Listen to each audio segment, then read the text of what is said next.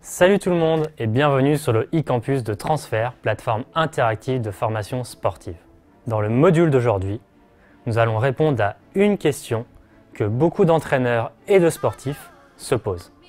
Est-ce bénéfique pour mes athlètes de s'entraîner en chaleur, même si l'ambiance thermique de la future compétition n'est pas certaine? Quelques jours avant l'enregistrement de ce module, se sont déroulés les championnats du monde de cyclisme sur route à Doha, au Qatar. Lors de cette compétition, la température variait entre 35 et 40 degrés. Tony Martin, le vainqueur du contre-la-montre, a exprimé quelque chose de très intéressant en passant la ligne d'arrivée. Il a déclaré, et je cite, « On a dit que j'étais un peu fou de m'entraîner sur les rouleaux dans une salle de bain chauffée et humide pour créer une ambiance chaude. J'ai beaucoup souffert, bien plus qu'aujourd'hui.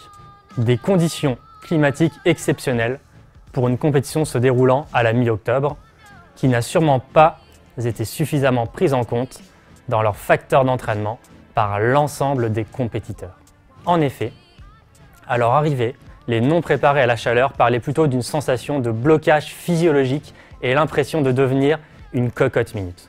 Plutôt embêtant pour réaliser une haute performance. Alors, comment s'adapter à la chaleur dans l'optique d'une telle compétition? Dans quelle mesure cette adaptation est intéressante si lors de votre compétition, il ne devait pas faire chaud et ou humide? Nous allons tenter de répondre à ces deux problématiques à travers 3 chapitres clés. Dans un premier temps, je vais vous présenter le protocole de recherche que nous avons mis en place pour les Jeux Olympiques de Rio, dans une ville où vous pouvez tout autant faire chaud et ou humide, ou une température tout à fait tolérable. Ce premier chapitre sera primordial avant de pouvoir évoquer ensemble les résultats. Dans le second chapitre, nous discuterons donc de leur performance et en saurons donc un peu plus sur les résultats des sportifs se préparant en chaleur et évoluant dans une température chaude ou neutre. Lors du troisième et dernier chapitre, nous aborderons les phénomènes explicatifs de ces résultats pour le moins surprenants et tenterons d'en comprendre les intérêts pour vous, entraîneurs, quel que soit le niveau de vos athlètes.